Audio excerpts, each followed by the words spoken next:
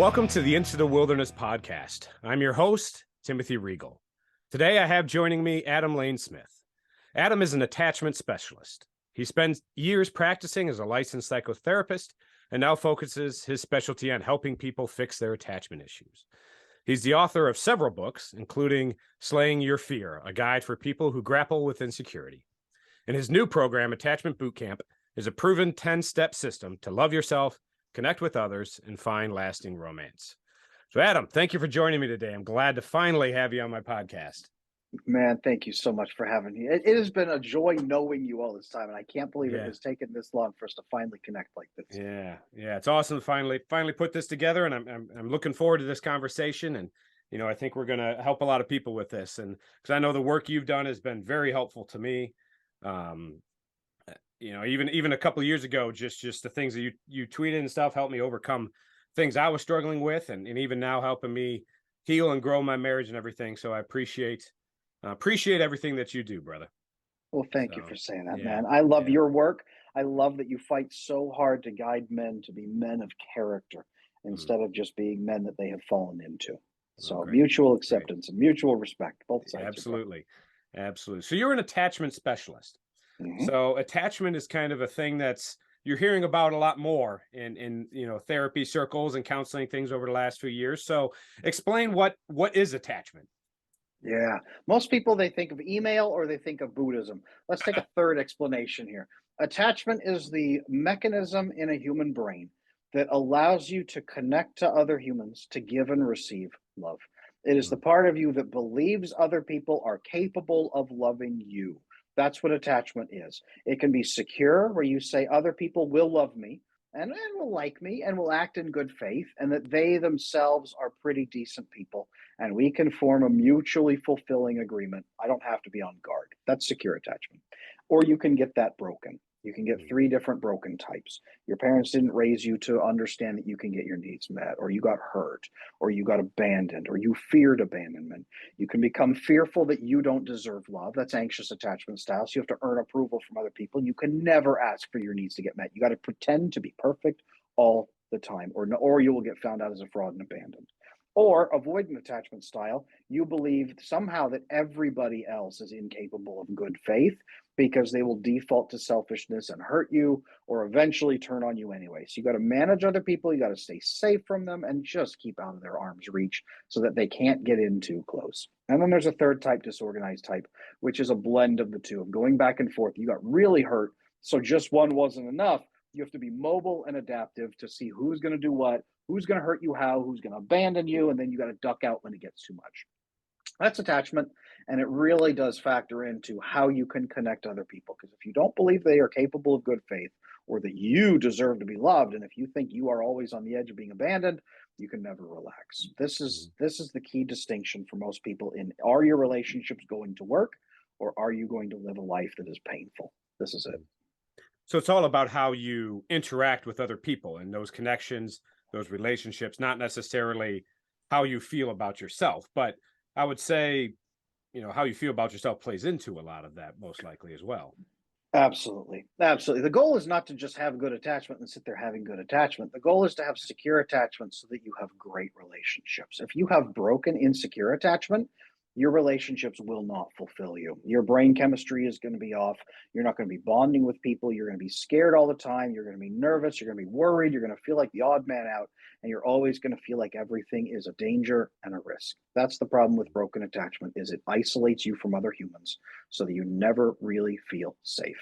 Good attachment makes you feel connected and safe. So why do so many people struggle with these attachment issues? Where do they come from? This broken attachment, this unsecured attachment. How does that develop in someone? Yeah. So when a baby is born, I got 4 kids, and when the babies are born, the moment they're born, they have needs. They instantly have needs, and they want to be close to mom. They want to, drink milk. They want to get their diaper changed. They want to be cuddled. They want to feel safe. And they are developing around a special chemical called oxytocin, which is the cuddle chemical, the bonding hormone, the love hormone. And it makes you feel loved and accepted and safe and cared for. And if you don't get much oxytocin in childhood through good physical contact, through acceptance, through nurturing, if, for example, it's denied to you, a baby put in the NICU for 3 weeks is very likely to develop an attachment issue later in Mm. adulthood if you don't manage it properly. Because the message is, for some reason, people aren't holding me. When I cry, they don't pick me up. I'm Mm. locked in this tube, I'm locked in this thing, and I don't know why. Or a baby put into daycare too early and has to try to get attention from strangers to get their needs met. A baby that mom comes home exhausted and doesn't have time to play with that baby. If dad is gone, dad is mad all the time. Parents are screaming at each other. They get divorced and they break up the family.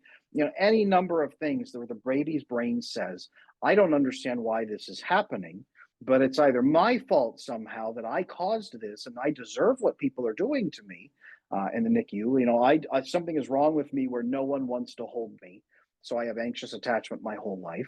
Or, parents are screaming at each other in divorce, and the baby says, well, something's wrong with everybody else, and they are incapable of loving each other.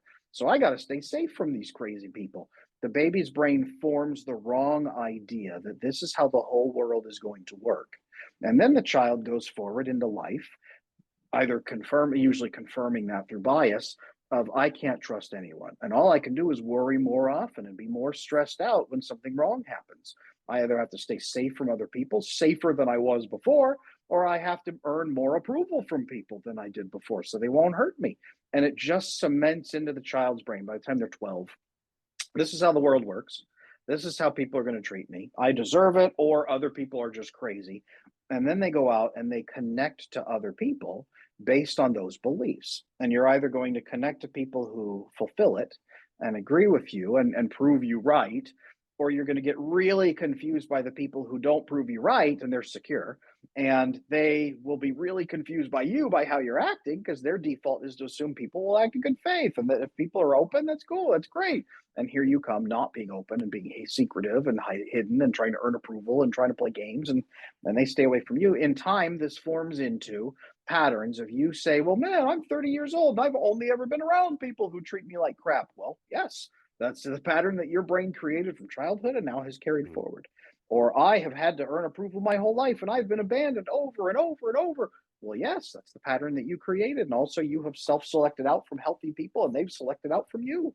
And you formed this segregated view in the world of you are only going to be around people that confirm that bias. That is the flow from childhood into adulthood of attachment because we never stop to question the default belief of I am an unlovable piece of crap who will never be loved and accepted, or everyone else is incapable of good faith and they are all naturally going to betray me somehow. We've never stopped to challenge those beliefs. So when you hear about attachment, you say, what the heck is this? And then here's this guy spouting off about, no, not everybody is going to betray you. And the avoidant people say, oh man, what's this guy selling me? Or, hey, you know what? It's not always your fault. You're not an unlovable piece of garbage. Well, man, that might be true for everybody else, but that's not true for me. I am an unlovable piece of garbage. So, anyone hearing this right now, if it sounds totally foreign that these may not be true, that's attachment. That is Mm. attachment. So it really does go all the way back to infancy, Yes. um, because most of the time when you think of people think of childhood trauma. I Mhm. work with a lot of guys who deal with childhood trauma, and that leads to problems later in life in a number of different areas. You don't normally think about that as infancy toddler. You think about that as kind of that, 7, 8 years old on up type of thing. But Yeah. it, Oh, it, yeah. it really starts does it even maybe start in the womb a little bit, or kind of is it infancy, or where's it kind of that I'm It could. surprised it The starts moment that young. they're born, they begin having needs because you're Okay. dumped out into it. You're dumped out into the world. You're cold. You're naked. You're hungry. You got to poop. You don't want to be dirty. Yeah. You want to be Yeah. safe. Yeah. You don't even know how to focus your eyes. You're mostly blind, and you want to feel safe. And you learn from the moment of birth. Are the people around me going to help me feel safe?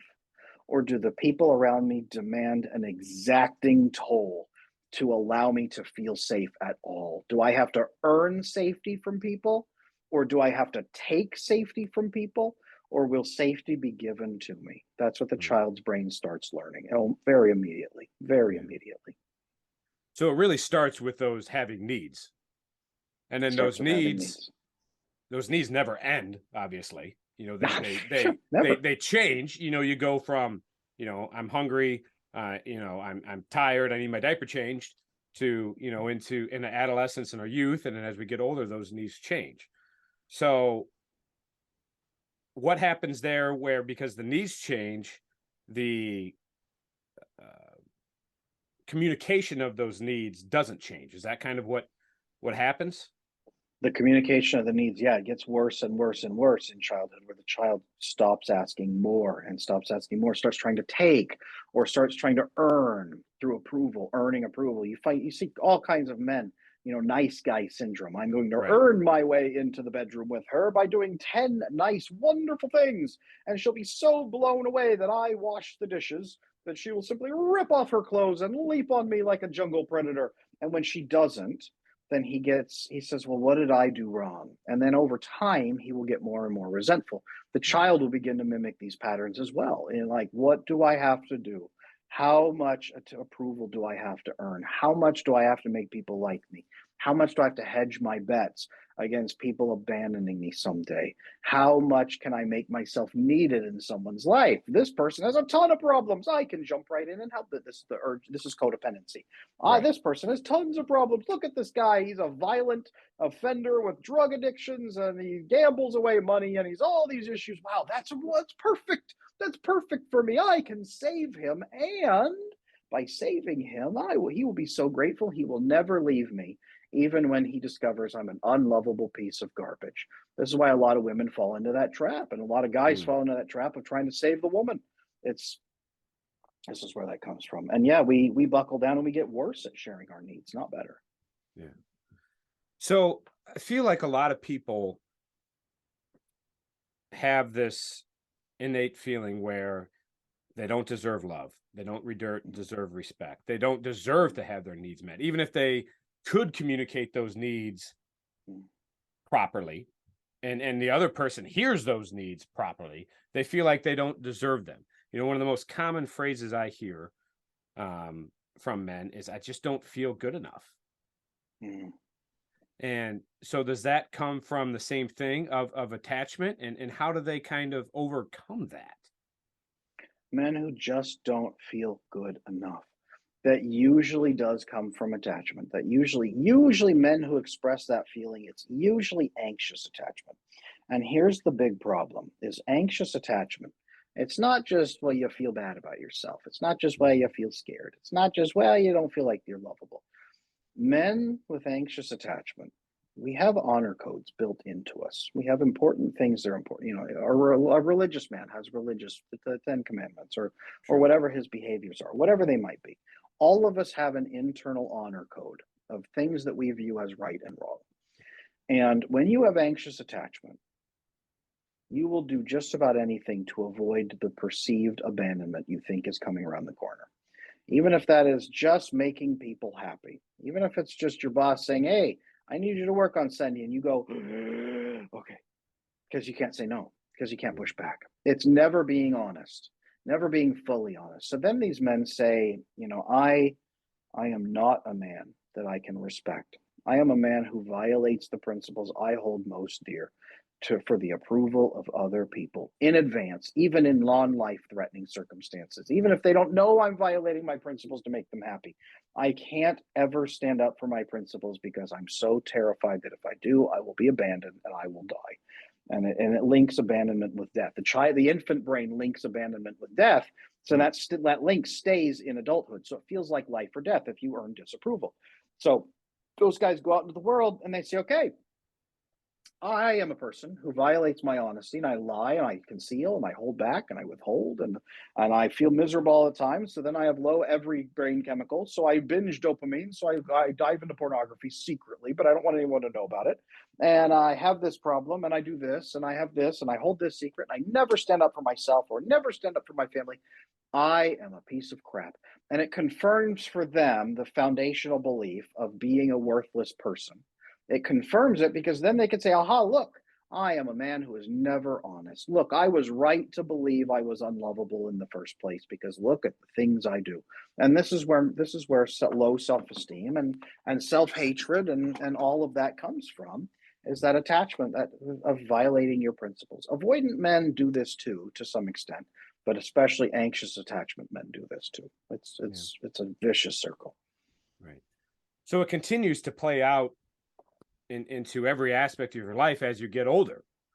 Yes. So how does it affect, for example, friendships, Mm. close relationships? Because it's almost become a parody, a joke. You see these memes about having friends. I saw this meme once of it said the hardest thing to believe in the Bible is that Jesus had 12 close friends in his 30s. you know, It's so so true. so how does how does society play into this too? Yeah. And it affects all those areas, and society plays into it, and then it affects all of our, not even marriages and stuff, because I want to get into that too, but more like just friendships, regular Yeah. buddies. Yeah. Men with attachment issues. It's a known issue that they struggle to have attachment and friendship with other men. Especially anxious men struggle to connect with other men. They will often have more female friends than male friends, or Mm. they will have no friends at all. Or avoidant men will keep all of their friends at arm's length, and they will be the ones they just have poker buddies or drinking buddies, and that's it. And that's as deep as they Okay. go. They don't go any deeper than that. Very Typically. surface level. Very surface level friendships, if they have male friendships at all.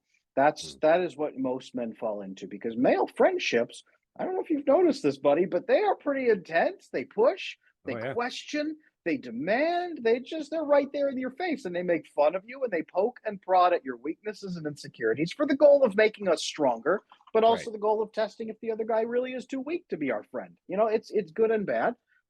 It's just how we are. We test each other, and then we try to drive each other to be stronger, is what we do. And that is horrifying and intimidating for a man who believes either that he is worthless, or a man who believes that no one else is to be trusted. Very hard to form really good relationships like that. Now, anxious men, a lot of them will fall into being friends mostly with women, because those women Mm. are validating and nurturing and caring, and they kind of support him. And he's almost like their pet project. He's their sad little brother who needs help, Yeah. kind of thing. And this is Yeah. when the guy gets put in the friend zone Right. or the Yeah. brother zone. It's usually an anxious attachment style Okay. guy, and he's frustrated by it, but that's how they see him, because they have to caretake his needs, because he Mhm. is so intimidated, nervous, and secretive in that way. That's It's hard for men with attachment issues to form deep, trusting, and lasting friendships with other men, because Yeah. they're terrified of them. Right. So let's say a man breaks through that and does marry a woman. He Mhm. carries all this, I hate that term baggage, but he Yeah. he carries all this baggage into the marriage that he had from his parents, from his other friendships, and then it starts affecting the marriage. So how does it affect a marriage, and how do they deal with that? Well, keep in mind that anxious attachment chases avoidant attachment, because anxious Right. attachment craves validation, but never wants to get too close to other people that they'll be exposed as a fraud. And avoidant attachment wants to be not chased, but they want some connection with people, but they do not want to be smothered. And they don't want to go so deep that they can ever get hurt. So people with anxious or avoidant attachment style, or the combo, the more chaotic one, the disorganized style, they Yeah. don't tend to pair up very often with securely attached people. They don't. So men with attachment issues are either the nice guy who goes in and marries a woman who has avoidant features, who doesn't want to go deep. She doesn't want to Right. trust him. She doesn't trust anyone. She keeps everyone at arm's length, and she doesn't know what her needs are. And she's going to push him around and tell him he's got to do X, Y, or Z. So he gets really resentful over the years of trying to earn bedroom points and good boy Right. points. And usually that woman will flip around and change. Sometimes when they have kids, she'll become more controlling and more angry over him. Um, or the guy goes in and he has avoidant tendencies, and he stays away from emotional intimacy, and he marries a woman who is so emotionally needy that she chases him endlessly, but is always demanding things and does nice things for the goal of getting his approval and attention. And then Mm. they have kids, and he doesn't give attention to the kids the way she thinks he should. And they kids start getting nervous. So then she becomes resentful of him, and he is the enemy, and she forms a relationship with the kids, and they all sort of triangulate against him as the bad guy in the household. because he just doesn't know how to build emotional intimacy or go deeper. So men with attachment issues who get into marriages, it leads to a tremendous, I would say all divorces come from Really? some sort of attachment issue, either on one side or both sides. But it's horrible. This is where men are facing the crisis of divorce and saying it's hopeless. Don't ever get married. Don't ever have kids. It's a trap. This is where red pill culture comes from. Right. Is this Right. this endless chase of attachment issues that sabotage the marriage from day one? This is how it looks like, and usually in a marriage. We've kind of analyzed now what attachment is and the negative effects it has on it, and I think we can see Mhm. that. And as we talk about this, and as I went through your program, I started to see all areas of society and relationships and how people interact. It all kind of comes back to this. You start, Yeah. it's like taking the blinders off, and you see it all comes back to this attachment. um the porn addiction that I deal with. We've talked about marriage, we talked about lack of friendship, we talked about the nice guy syndrome, and kind of the all those sort of things, and the friend zone and all of that. So we see how deeply this has just ingratiated itself into society. Yeah. So where do you even start to fix this? Like, it just seems so overwhelming. I can see how it just doubles itself, because even if a guy Yes. realizes that it's his attachment that's broken, it just seems overwhelming. Where the hell do you even start to fix it? Absolutely.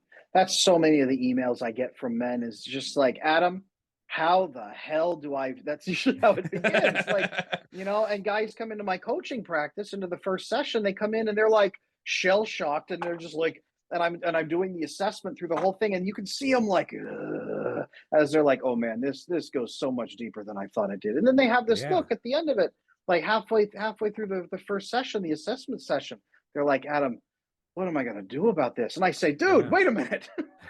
You've hired a professional. It is literally my job to solve this. And so, to the people at home listening to this, how do you fix your attachment? Here is what I teach people.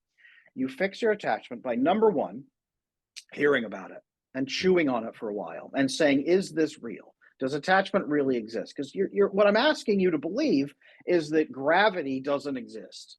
Mm. It's a fundamental law of the universe to someone with attachment issues that either you are an unlovable piece of garbage or that everyone else is incapable of good faith. It's a fundamental law of the universe that should not be questioned, because it will get you killed if you don't believe it.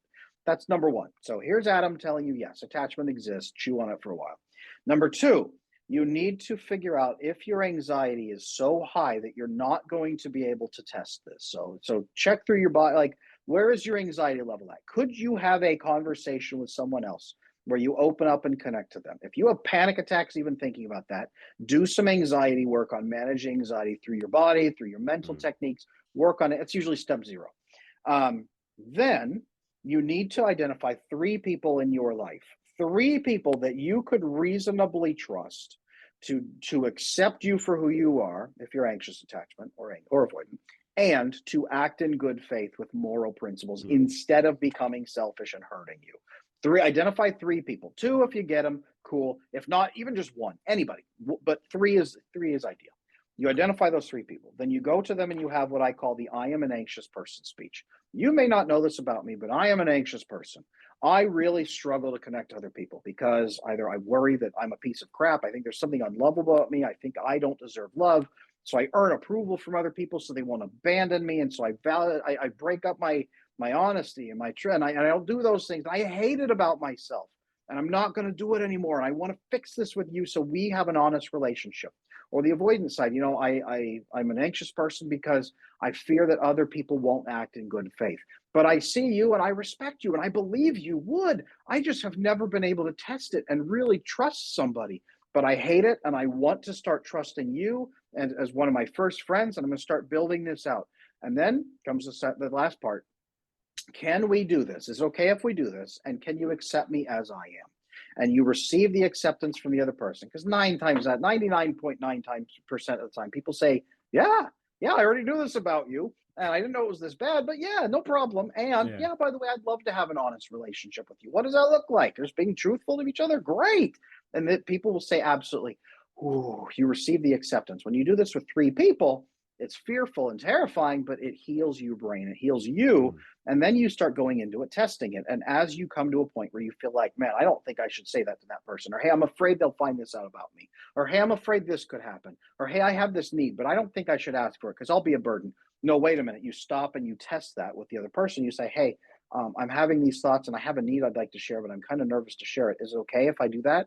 Yeah, please, by all means. Okay, if you're really sure. And you share it, and they're like, okay, well, yeah, no, I'll meet that. Hey, here and here, could you do this for me in exchange? Yeah, great. And so you meet each other's needs, and that refreshes you. It's the experience of being accepted and their experience of having it proven false. It's a process called systematic desensitization, which just means through a system, you are desensitizing yourself to the beliefs that you once had, where your brain is mm. now no longer afraid of what's happening.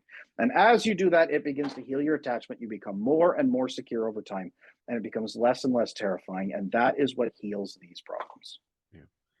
I think a lot of people become, and when I say a lot of people, I say me, um, become good at hiding this.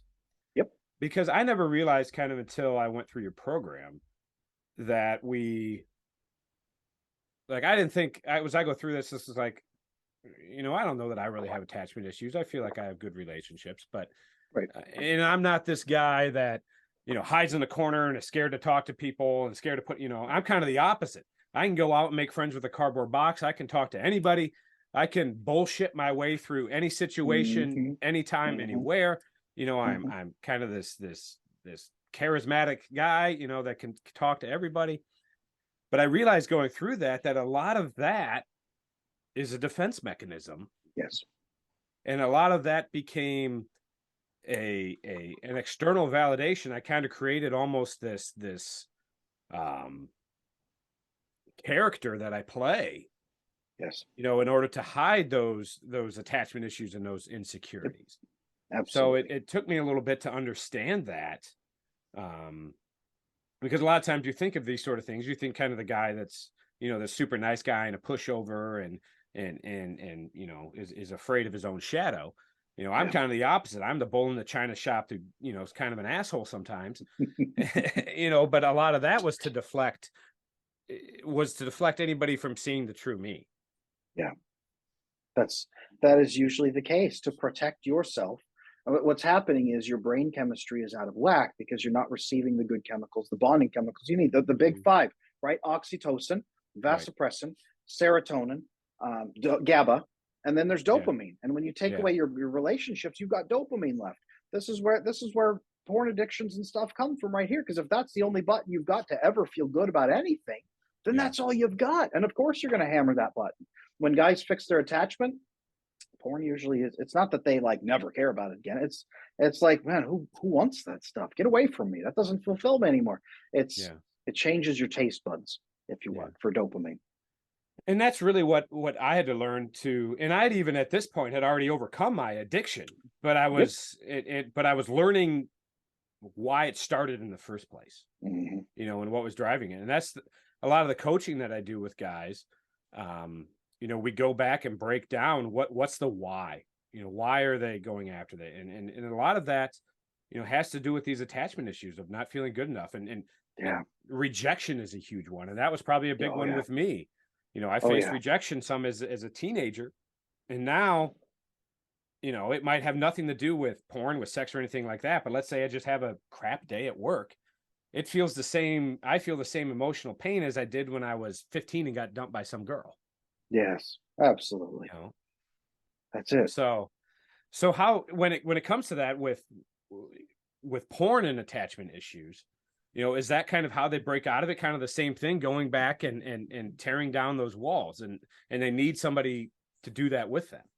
Yes, absolutely. When they do that, I got so many guys that come into my, like I said, when I do coaching, I got guys that come in and they're like, well, Adam, I don't really want to tell my wife that I've been using porn, but that's on the side. But I also drink and I also do this other thing. And I'm like, yeah, well, of course you do, man. Like, when was the last time you were able to ask someone for your needs to get met? Well, I never Mhm. have been able to. Okay. So when was the last time you told your wife you wanted to spend the evening together? Well, I can't really ask her that. I just kind of hint. Okay. Well, when was the last time you had a great day with your buddies? Well, I can't do that because that'll make her mad.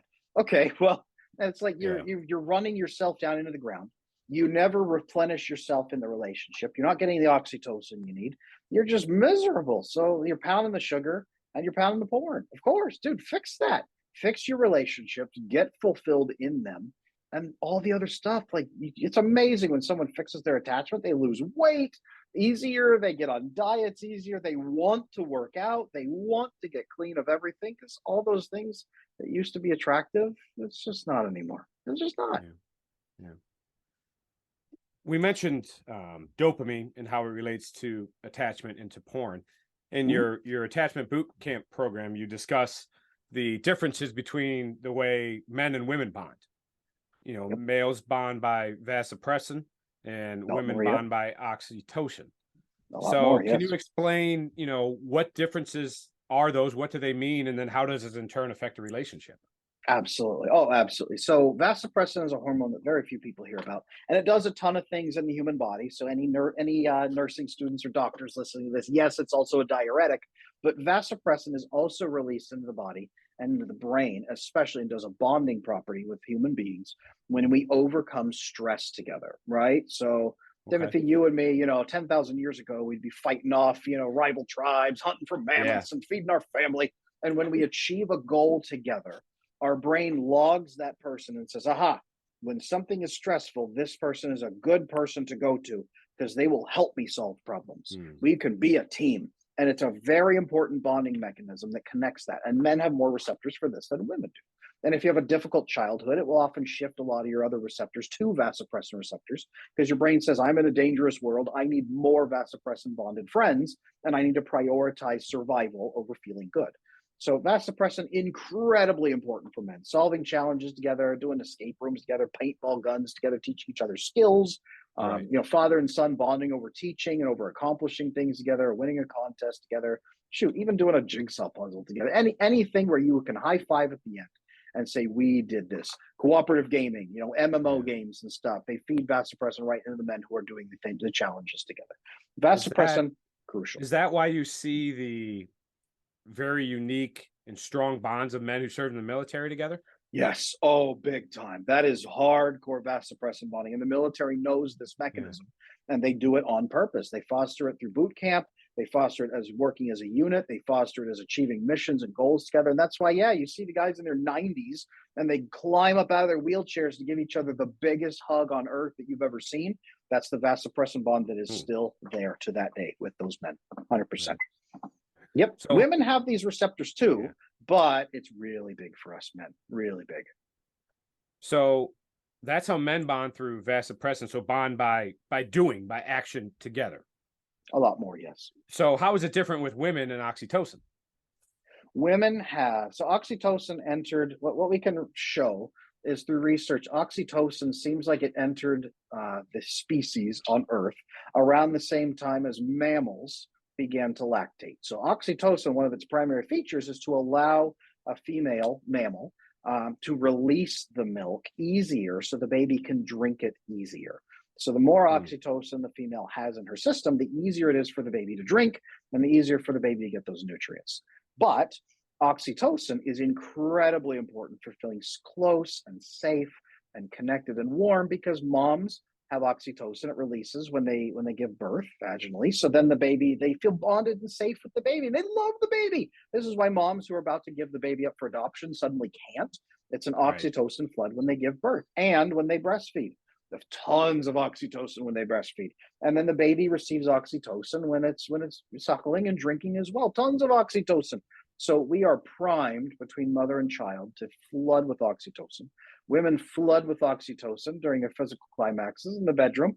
The more oxytocin they have going into the bedroom, the more enthusiastic they will be. This is what foreplay is about, but it's also what emotional intimacy is about. It makes female arousal easier. It makes their climax easier. It makes their multiple climaxes easier. The oxytocin is what determines that, especially after the first year when it goes in a long-term drive. So it's not that men don't get oxytocin or that women don't get vasopressin, but women seem much more primed for oxytocin and men seem much more primed for vasopressin through the nurturing, the love, the care, that's oxytocin, and then solving the challenges through the Yeah. vasopressin. So men connect this way, women connect this way. How do you come together and make that work in a healthy marriage and relationship?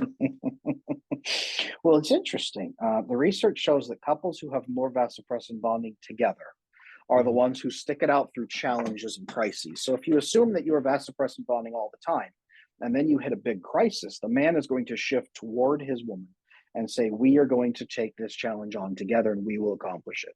If you have low vasopressin bonding throughout the marriage and then you hit a crisis, the man will shift away and say, "I am going to solve this on my own." And then another woman will happen by and he says, "Hey, you seem nice." And she says, "Yes, I'm going to help you feel better during this crisis." And he goes, "Hey, great." And then he starts falling for her and she falls for him. And that's where a lot of affairs happen, is Mhm. because he's not properly vasopressin bonded to his wife before the crisis. That happens a lot. So vasopressin bonding as a couple on purpose, crucial. Many women get this wrong because they think they're just supposed to be there and give him good feelings. No, you're supposed to guide him and be with him and be a helper, right? I'm a Christian, and the Bible says that the woman was invented to be a helper to the man, but and that's a massive role when she helps and when his brain perceives that they have solved the problem together, not that he utilized her as a tool to solve the problem himself. But if he says, "We did this together," it welds him to that woman. And a secure woman wants to be useful to the man and help him build his goals and build his legacy and build their co-legacy, building a legacy together. That is crucial. So tying it together in that nature of man wants to achieve and woman wants to help. That right there, absolutely crucial for building that Mhm. vasopressin bonding. And as the man receives a ton of vasopressin, he wants to be more emotionally bonded to her. So he will naturally become more oxytocin responded and start usually reciprocating with oxytocin and start giving her the oxytocin she needs. And he'll enjoy it too. And they both will enjoy it together. And it creates a mutual feedback loop of her helping him achieve and him helping her feel safe and secured and loved. When the secure attachment is there, this happens naturally, mostly without people really having to think about it. It's a natural process that just kicks on that we just do. It's when the attachment is broken or our parents didn't model this for us, so we don't know what it should look like. That's when it really starts breaking down. That's when it really Mhm. starts getting worse. There's a common thing you hear about in marriages, and I'm sure marriage counselors and everybody hear this, and you kind of hear it a lot, is that one or the other spouse doesn't know how to connect emotionally. They don't feel Yes. emotionally connected to their partner. Yes. What do they mean when they're saying that? And how do you what does that healthy emotional intimacy look like?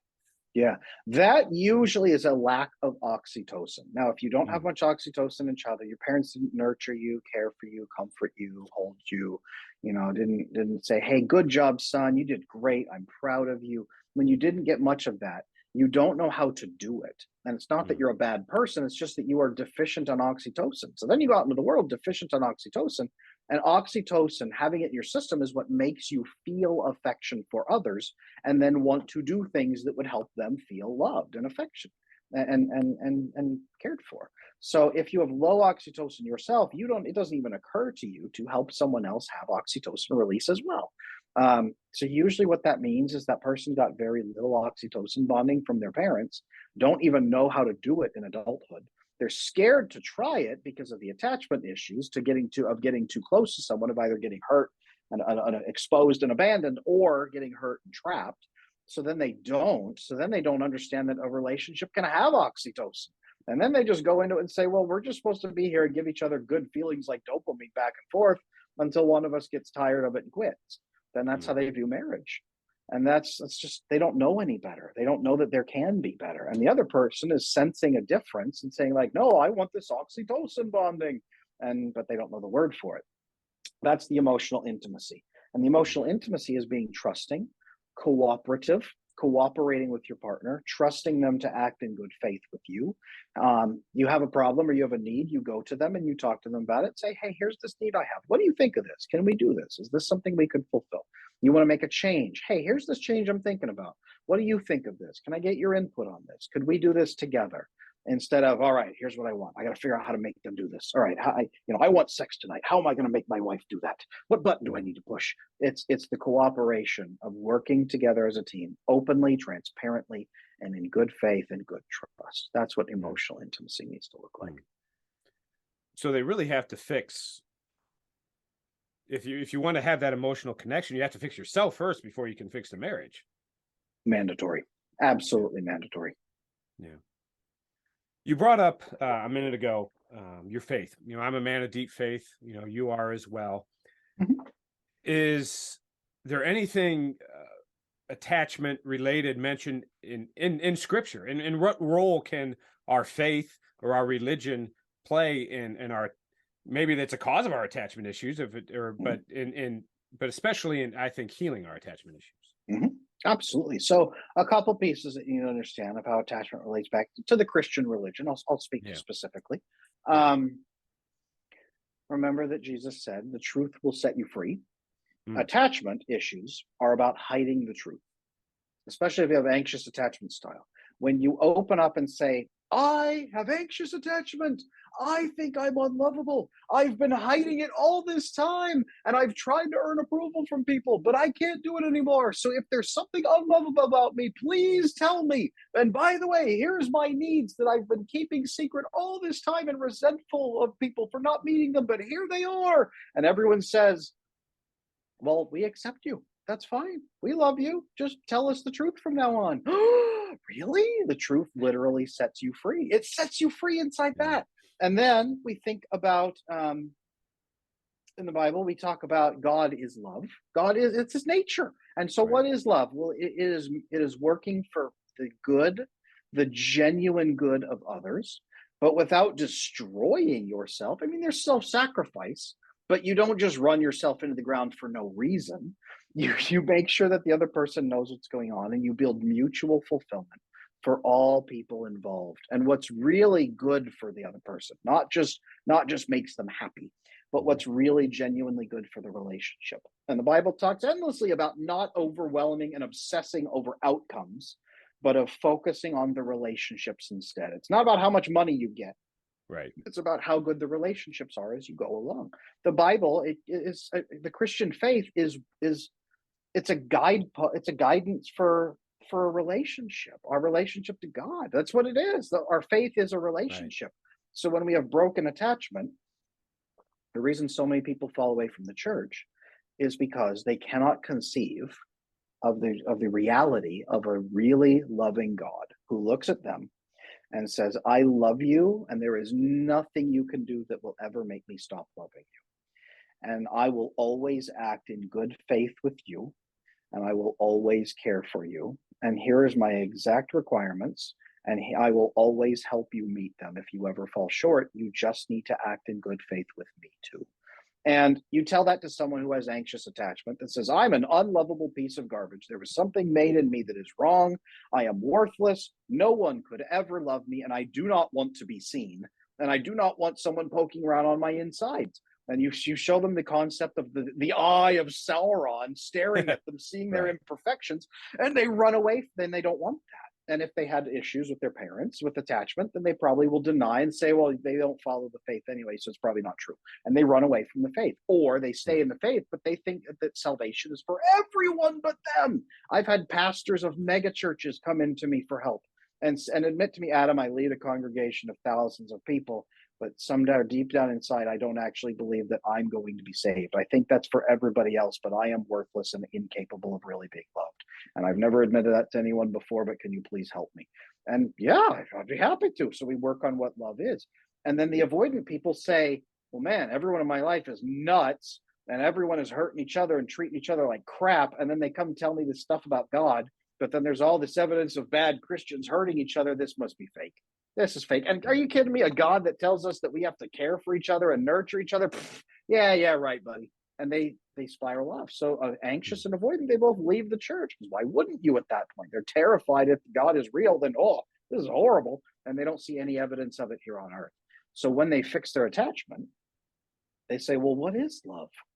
Well, it's this. Okay. Well, what is real truth? Well, truth has made everything better. Okay. Well, then how should I treat people when I love them? Well, I shouldn't murder them. I also shouldn't lie or bear false witness. I shouldn't envy other people, and I shouldn't covet things from other people. And I need to make sure, adultery really isn't good loving. I should really form that side of loving relationship. And you know what? I should probably be okay with my parents. I should respect them even if they weren't great. I understand now that they didn't do the best that they ever could. Well, wait a minute. Where have I heard these guidelines before? And they start thinking about it. And then with fresh eyes, they usually come back to the faith. And then they say, okay, maybe there's something actually here. And that is when real love is brought back in, and when someone understands what real love is, and then they say, wait a minute, there's a faith where God is love. Oh, someone who told me that. And then they say, okay, well, here's the Savior who died for that's how much he loves me. Wow. And he just doesn't hate my guts. He thinks I'm actually okay, and he wants to work with me, and we can work in good faith with these things that he tells me to do. And as long as I follow this covenant, then I'm going to be okay. And he's going to forgive my transgressions. Wow. And then it starts making sense, and it becomes possible. Without good attachment, Christianity does not seem possible. So yeah, it's interesting how that attachment relationship plays into not just our human relationships, but our relationship to God as well. Every relationship. One of the things, like you kind of alluded to, was something I hear all the time. It's just like, I just don't see how God could forgive a guy like me. That's it. And That's I it. felt and said that probably a time or two as well. I think we all have at some point, right. but it's when it's a constant ongoing belief that divides you from God. That's usually the attachment speaking. Mm-hmm. Whether it's avoidance, saying, I can't understand how God would forgive someone like me, because I wouldn't. Or I can't understand how God would forgive someone like me, because I'm the one exception on earth. Mm-hmm. That's usually that's the unspoken piece. That's the attachment speaking up at the back. Yeah. In your book that you wrote called Slaying Your Fear, you talk about struggles with insecurity. And I think there's so many people that struggle with insecurity.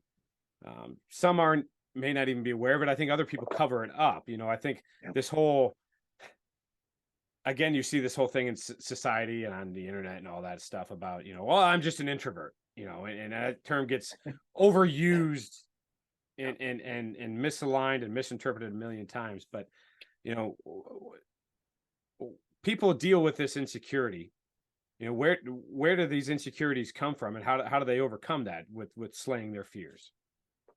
So thank you. Through my book, Slaying Your Fear, it is about picking those moral principles and living to them, opening up to other people who live to those same principles, receiving acceptance from those other people. So you respect yourself. You don't start by loving yourself. That whole you have to love yourself before other people can love you. That's crap. That's not true. You must respect yourself first. You must become a person you respect. Then you connect to other people who share your principles, who respect you for sharing the principles. Then they love you. And as you receive their love and experience their love, you say, I am loved by someone I respect. I'm loved by someone who is worthy. And they see me in my totality, nothing holding back. They accept me for who I am. Either that person's an idiot or a liar, or I am worthy of love. And as you open up and trust that person more and more, you say they're not an idiot and they're not a liar.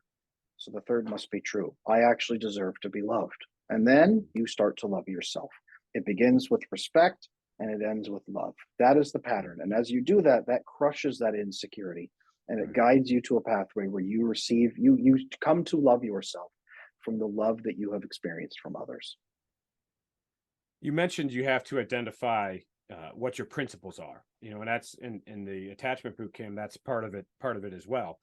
So what are, we say we have to identify our principles. We have to live by our principles. And oftentimes we don't hold ourselves to those, and we, allow people to run all over us.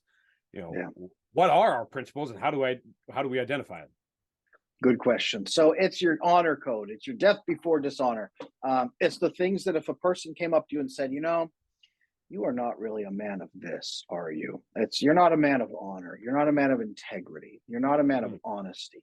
You're not a man of compassion. You're not a man of mercy. You're not a man of loyalty, are you? You're not very this, are you? The ones that just grind like a knife in your heart, those are your principles. The top 2 or 3. For me, it's honesty, saying the truth and the whole truth and not allowing someone to believe a lie, even if it's convenient. I tell them the truth and I'll correct it. Even if someone else has lied to them, I will still correct it because they need to know the truth. Full honesty. Integrity, being a man of my word. I give my word, I must keep my word. If someone believes I gave my word, I will still honor that because that's something that they truly believed. I will do what I said I will do, and I will uphold my unspoken responsibilities as well. Integrity. Compassion. When I see someone hurting or someone in need, I care for that need and I give to that person in a way that is not enabling, but is truly caring for that person. Honesty, integrity, compassion. If I violate one of those three, I hate myself and it wounds me and it sucks the life out of me and I have to go fix it. And because I go fix it and it costs me twice as much to fix it as it would have in the first place, other people see it and they trust me and I can respect myself because I know that I'm willing to bleed for those principles. That's what it must be for a man to respect himself. And for a man to earn the trust of his wife and children, he must be a man of character like that. Absolutely vital. Non-negotiable. So it's a character, those you hear the term, I think in corporate circles a lot, core values. What are your company's core values, Yep. So it's kind of the same thing, just your personal beliefs and principles. That's why corporations mimic it, because it makes them sound so admirable. But it's your core values. It is your core values of who you are. Absolutely. And who you want to be, even if you're not that person yet. Yeah. So now you do coaching. I do coaching as well, but you help men and women and couples and things with their attachment, but you used to do therapy. So why did you switch from doing kind of licensed professional therapy into coaching, and what is the difference between that and what maybe can you do with coaching that you can't do with therapy? Great question. Very good question. Because I loved being a therapist.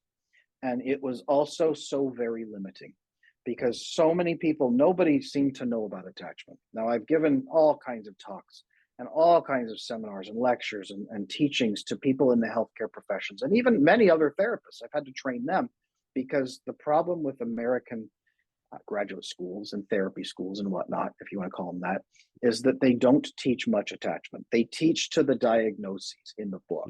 The attachment for adults does not really exist except in its extreme personality disorders, which they then label very much almost unfixable. Don't even worry about these, just diagnose and move on.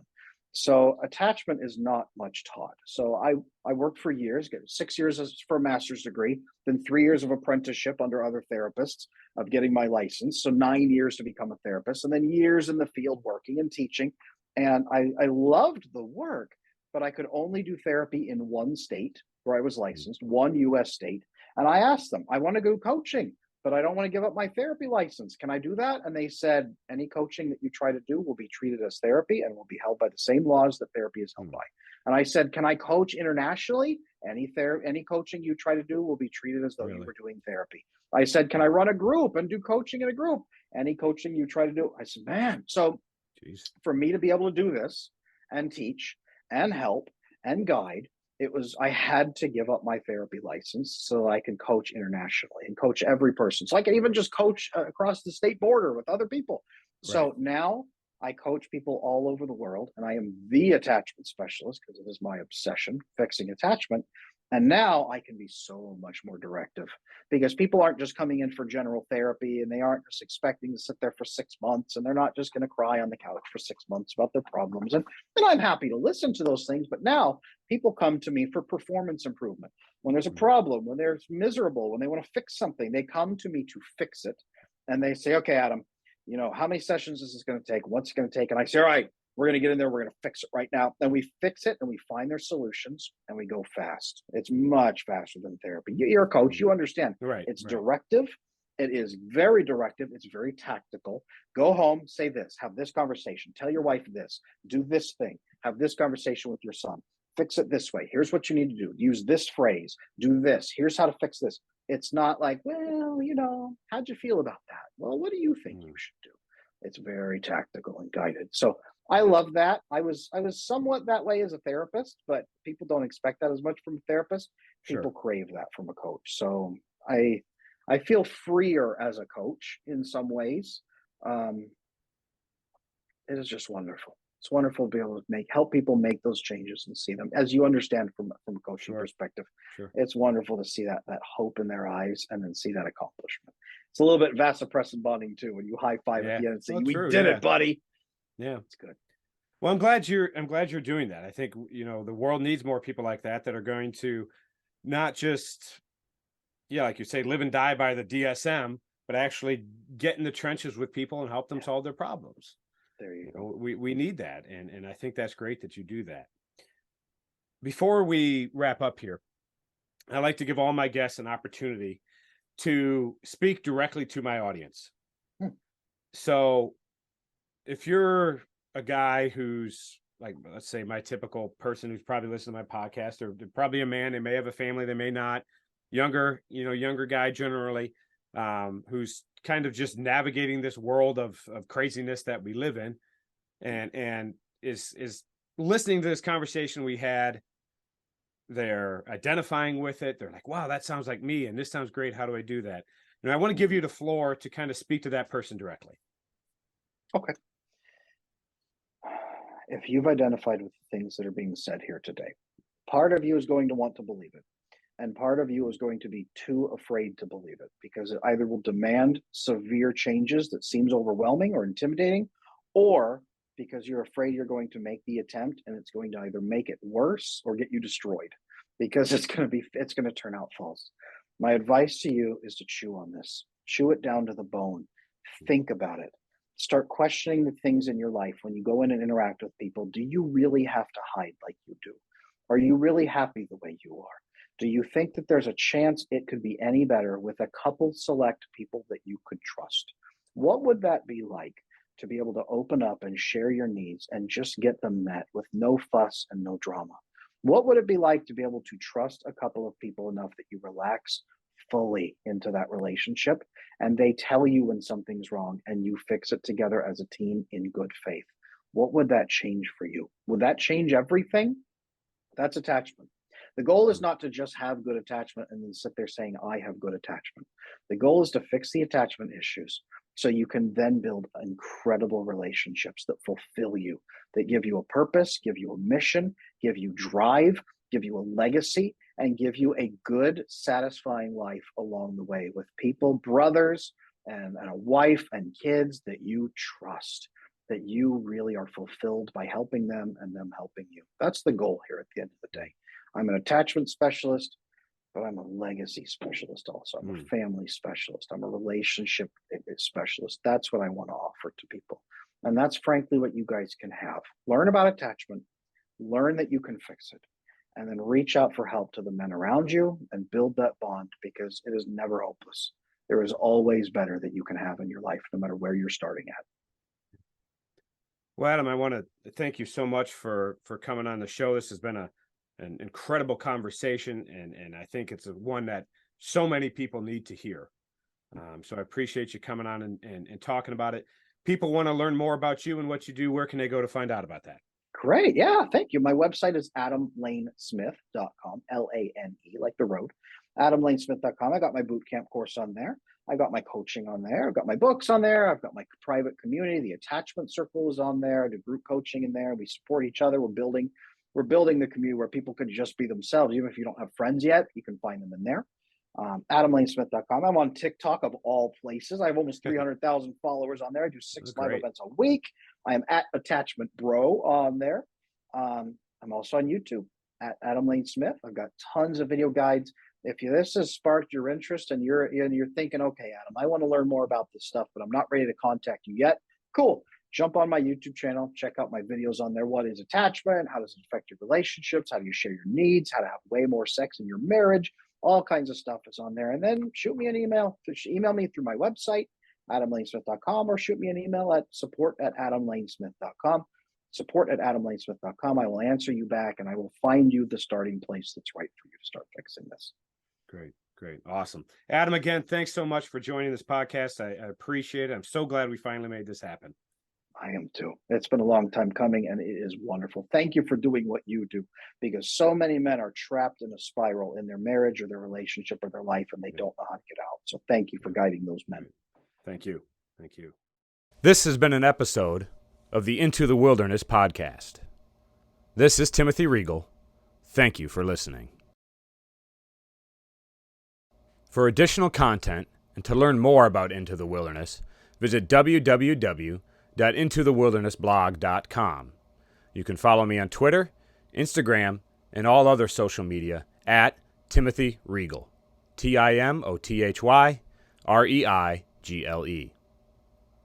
If you're like me and many other men, you've struggled with porn. I was addicted for over 15 years and thought I would never break free. But through accountability, hard work, and never giving up, I found freedom from porn and sex addiction. If you're fighting the same battle, know there is hope. You can defeat this, but you cannot do it alone. That's why I offer one-on-one coaching to walk beside you in your battle. I'll provide personal guidance, support, and encouragement, and most importantly, accountability to keep you on track and help you reach your goals. So if you're ready to finally quit porn for good, if you're ready to put in the hard work, and if you're ready to finally take control of your life back, click on the link in the show notes to go to www.intothewildernessblog.com or DM me on Twitter or other social media to get started in your path to freedom today.